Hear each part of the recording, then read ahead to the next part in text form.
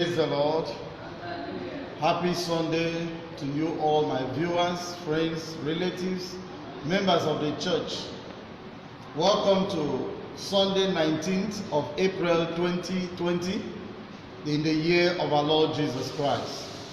Today again, in the spirit of the resurrected Christ and the celebration thereof, we are about to worship.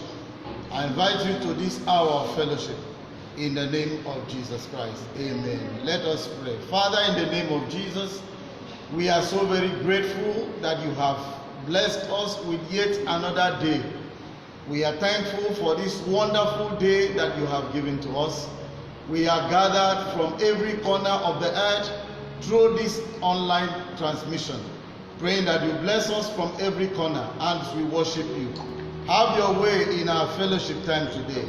This we have prayed in the name of Jesus Christ. Amen. Join me as we give God praise, as we sing from the Revised Church Hymnary, number 3. We praise, we worship thee, O God.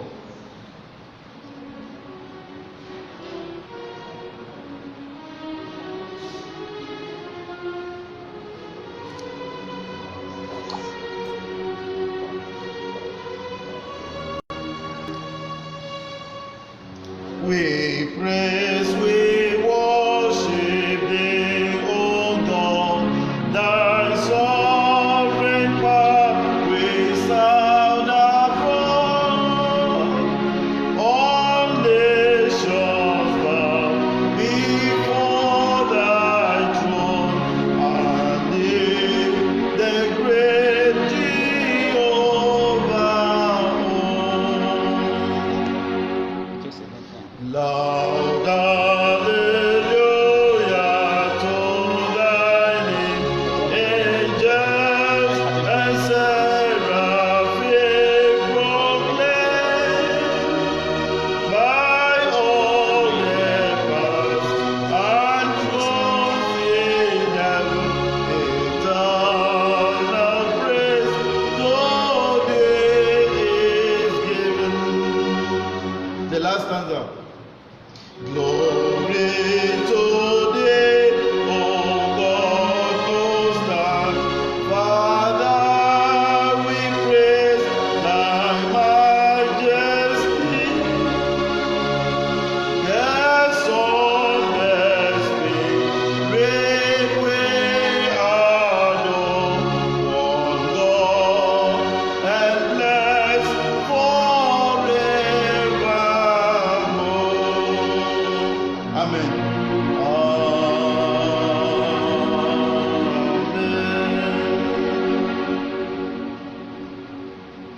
We want to pray.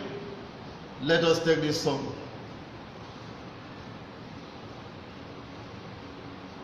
You are the Lord.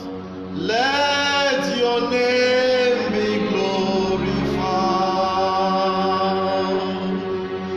You are the Lord. Let your name be glorified. We give you glory and honor.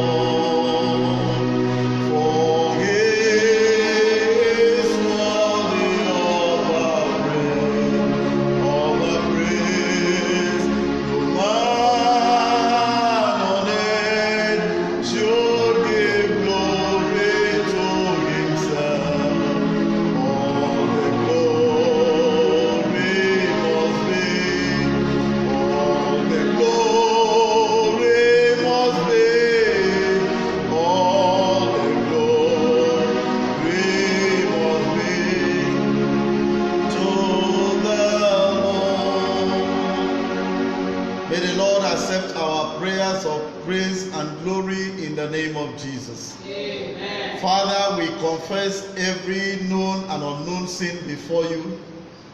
We accept that we are human and we have made so many mistakes. We have spoken amiss. We have acted wrongly. We have failed to do the things we ought to do. In the secret and in the open, we have not truly represented you. We come, Lord, before you this day in penitence of our heart, repenting over all our mistakes and asking you, God, to have mercy. Forgive us, Lord, we pray. In the name of Jesus Christ. Amen. Your word says, whenever 2 or 3 will meet in your name, you will be in their midst. I ask that, Lord, you be in our midst. Take your position in our heart. Take your position in our various homes. Take your position from wherever we view and connect ourselves to this worship. And bless us in this hour of worship. Thank you, Heavenly Father. For in Jesus' mighty name we pray. Amen. We are going to read from the scriptures, the book of Acts chapter 5, Acts of the Apostles chapter 5, reading from verse 27 to 32. Acts chapter 5, reading from verse 27. Hear the word of God. Having brought the apostles, he made them appear before the Sanhedrin to be questioned by the priests. We gave you strict order not to teach in this name, he said. Yet you have filled Jerusalem with your teaching and are determined to make us guilty of this man's blood. Peter and the others replied, we must obey God rather than man. The God of our Father raised Jesus from the dead, whom you have killed by hanging him on the tree. God exalted him in his own right hand as the Prince and Savior. He might give repentance and forgiveness of sin to Israel. We are witnesses of these things, and so is the Holy Spirit, whom God has given to us, and all who obey. Praise the Lord. Hallelujah. Again, let's quickly look at Revelations chapter 1 from verse 4. John, to the 7 churches in the province of Asia, grace and peace to you from him who is, and who was, and who is to come, and from the 7th Spirit before his throne, and from Jesus Christ, who is the faithful witness, the firstborn from the dead, and the ruler of the kings of the earth, to whom he loved us, and has freed us from all our sin by his blood, and has made us to be a kingdom and a priest to serve his God and Father. To him be glory and power forever and ever. Amen. Look, he is coming with a cloud, and every eyes will see him, even those who pierce him, and all the people of the earth will mourn because of him. So shall it be. Amen. Amen. I am the Alpha and the Omega, says the Lord God, who is, who was, and who is to come, the Almighty. The Lord bless the reading of his words, and unto his name be all glory and praise, now and forevermore. Amen. Amen.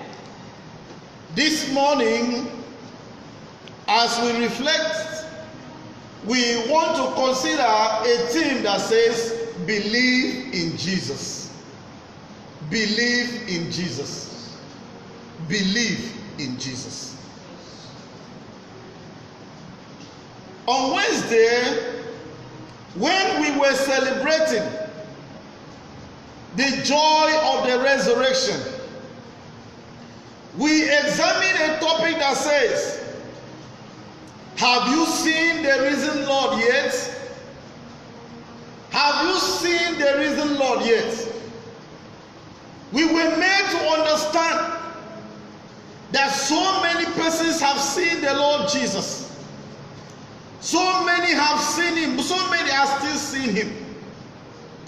We were given an opportunity to look at the account of many persons who saw Jesus. We were also given an opportunity to look at the background of anyone who is qualified to see Jesus. Those on their way to Emmaus, the Bible says 2 disciples, they were talking about Jesus. And because the word of God is true, that wherever two are concerned about him, talking about him, he will be in their midst. He came and was in their midst. The other disciples in the house, talking about him, talking about the matter, saw Jesus. Now, whenever we create the right atmosphere in worship, Jesus will be there. And we ended that day by letting us know as witnesses that we should go and tell the world that Jesus has risen from the dead. Now, today the message says believe in Jesus. What does it mean to believe? It means to trust. It means to depend on. It means to accept. It means to absolutely obey and be ready to do everything that Jesus wants us to do. So the first thing to note today is that we are talking about Jesus. And we are asked to believe in him. Who is Jesus? Why do we need to believe in Jesus? Why do we need to call on people as witnesses to believe in Jesus? Today we are living in a world that people believe in so many things. Some believe in what they do not even know. Some pray to what they don't know and worship what they don't know. But they fail to believe the man they ought to believe. And that man is Jesus Christ. So today, from the reading we have had, looking first into the book of Paul, written as a revelation to the church, the Bible says from verse 4 that John wrote telling them the greetings from God and the seven spirit of the church. And he went there and said, I'm from Jesus Christ. I'm from Jesus Christ. He went down to describe who Jesus is. He is a faithful witness, the firstborn of the dead, and the ruler of the kings of the earth, the one who loved us, the one who freely shed his blood for us and took away our sin, the one that has made us kings and priests of God's kingdom, the one that has given us a qualification to be called the people of God. His name is Jesus, the one who has gone to his Father and promised that he is coming again. He is coming again for me. He is coming again for you. His name is Jesus. He is the one we ought to believe in. He is the one we ought to trust. He is the one we need to depend on. The Bible says he was, he is, and is the one to come. There is no other person.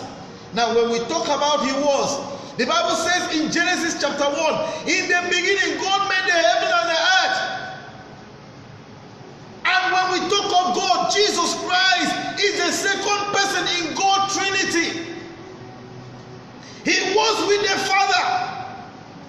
And by him the Bible says all things were made. For without him was nothing made. So Jesus Christ was there from the beginning. No wonder John, in John's Gospel, introducing Jesus, said is the Word that was made manifest. The Word that was made flesh. So when God said let there be, it was Jesus that God spoke. And everything came to be. And now that that Jesus Christ has made everything. The world saw him, they did not know him.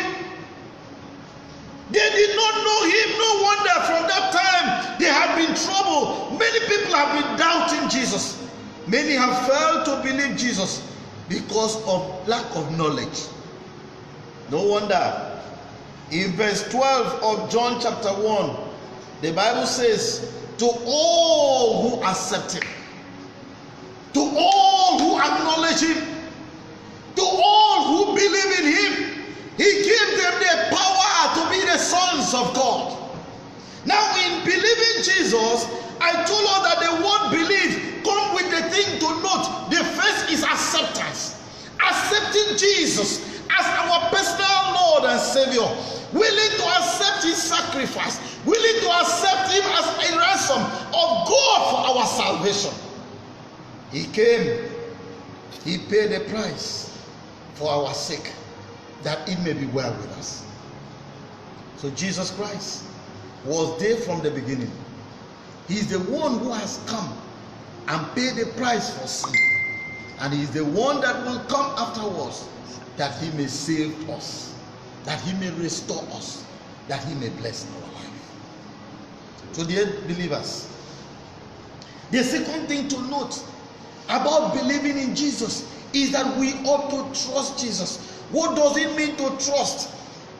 Proverbs chapter 3 verse 5 said we should trust the Lord with all our hearts. We should depend on him. We should focus on him. Our totality should be on him. All our hearts. We should not have any doubt of any kind. You cannot believe Jesus except you trust him with all your heart. That everything he says is true, and that everything he said he's talking as God, and he came as God to redeem man to himself. Therefore, when we trust him, it means we are living in absolute obedience to his word. No wonder the writer of Proverbs chapter 3 verse 6 says, and lean not on your own understanding. Whenever we fail to believe in God, whenever we fail to trust in God, we begin to lean on our own understanding. We begin to struggle to see how can we make it, how can it work, and this is wrong. So this morning, if you must believe in Jesus, God expects that you accept him. Without accepting him, you cannot believe in him. God expects that we trust him. For when we trust him, then we would depend and solely rely on him and everything about him. And thirdly, the Bible says there must be an absolute obedience to his word. There must be an absolute obedience to his word. What does it mean to absolutely obey? It means that you do not have a will of your own. You cannot argue anything of your own. Just like he spoke to his father, because he believed in his father. He said, not my will, but let your will be done. At any point we believe in Jesus, we turn our attention to him and we die our will, that the will of God may be done in our lives. That is what it means to believe in Jesus. We forget about ourselves. We forget about our thinking. We forget about every other thing. And we trust and we think and we obey him for whatever he said. Abraham is a case study. No regret till today, according to the Bible. And then the next thing about believing in Jesus, the Bible says, is doing his directives against all odds. You cannot believe Jesus without doing what he has commanded us to do. In Acts of the Apostles chapter 5, the disciples, with the joy of resurrection, they were preaching, they were fellowshipping, they were rejoicing, and they went telling, they spreading the news. The Bible says they filled Jerusalem with the word. And the chief priests were afraid again. Remember the captors we talked about weeks ago. They were afraid. They brought them to Sanhedrin and they threatened them and they warned them. And they said to them, did we not say you should not preach in this name? You are trying to bring this man's blood upon our head. These were the same people that said earlier, let his blood be upon us and our children. But this time, they threatened them and said, you want to bring his blood upon our head. Do not preach again. And they answered and said, should we obey man more than we should obey God? Now, when we get to a point of hurt, when we get to a point of trouble, God expects that we believe in him, that we accept him completely, and that we do whatever he says. He had told them, go and preach the word, go and let everybody know that I am the Savior. He called us witnesses. So the disciples obeyed completely, and they went and did as Jesus Christ had commanded them. So to obey God, to believe in Jesus, we must obey him. Therefore, if you are here hearing my voice and you are not yet obeying his word, living according to his dictation, then you have not started believing in Jesus.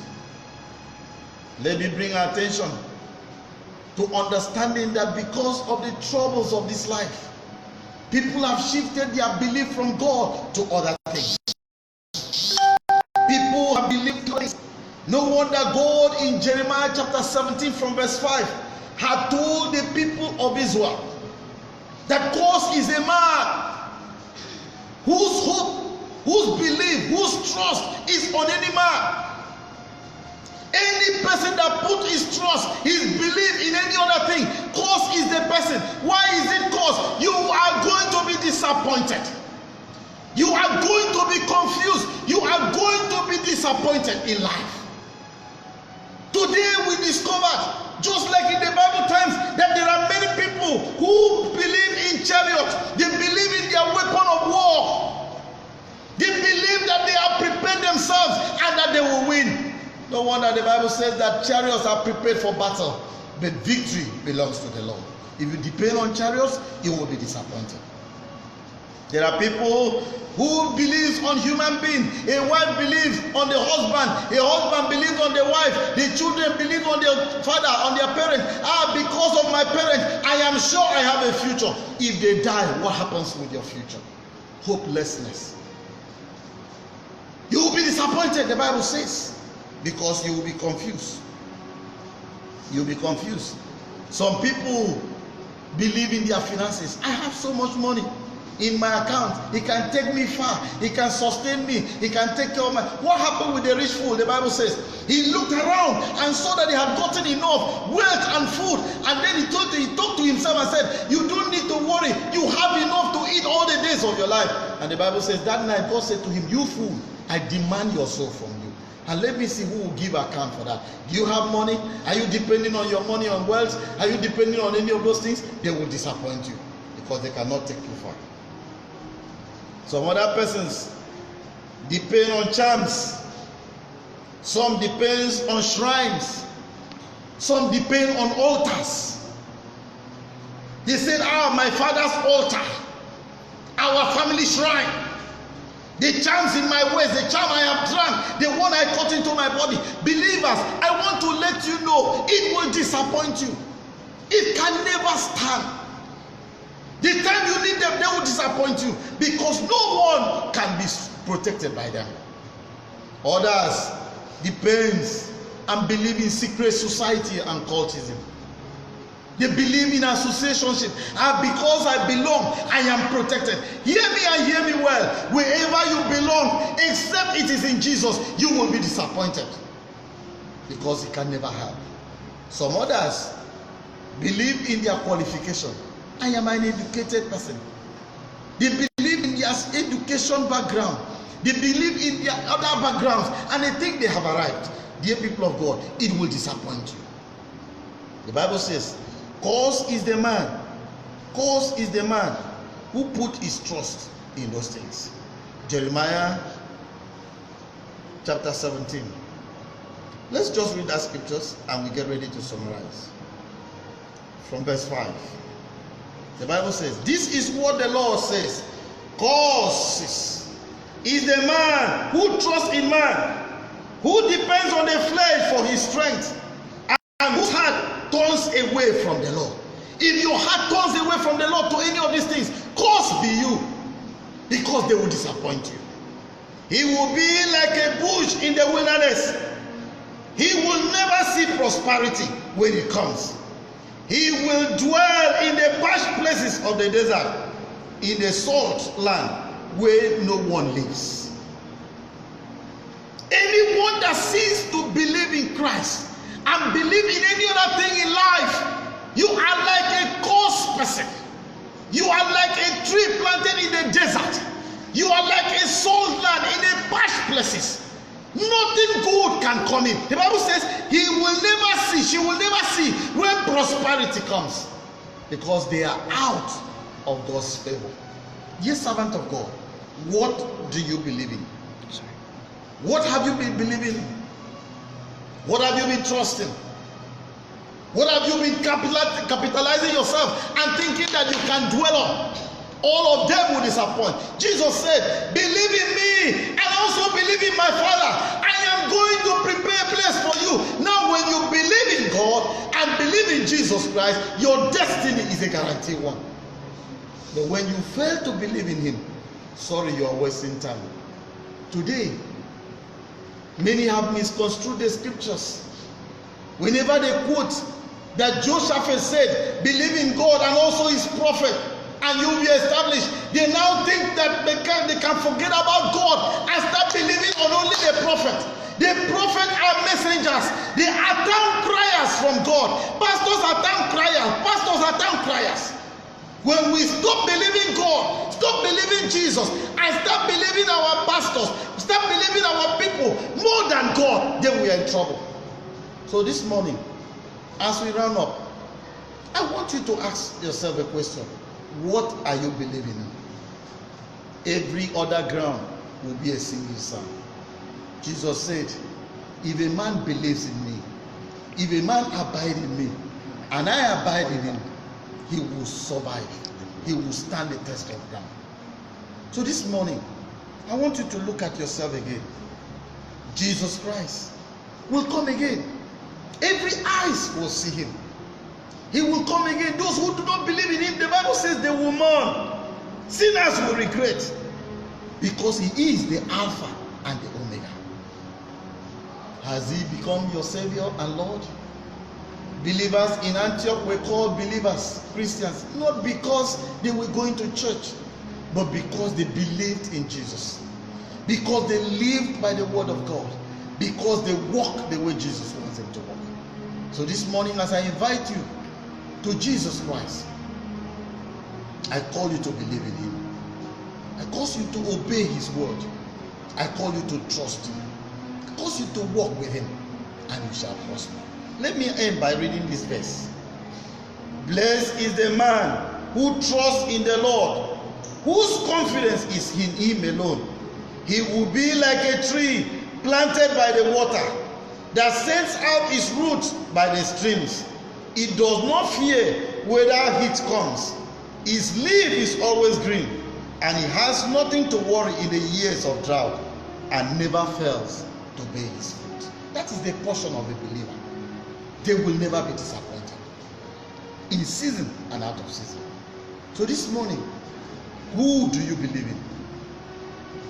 Are you believing in yourself, in your family, in your finances and wealth, in your connections and associationship, in whatever prosperity, in occultism, society, shrines and altars, in prophet instead of God, in pastors instead of the one who has called them? Then they will disappoint you. But Jesus never fails. I call you to believe in him today, in the name of Jesus Christ. Amen. Father, I thank you for your word. Believing comes by hearing the word, and hearing the word of God.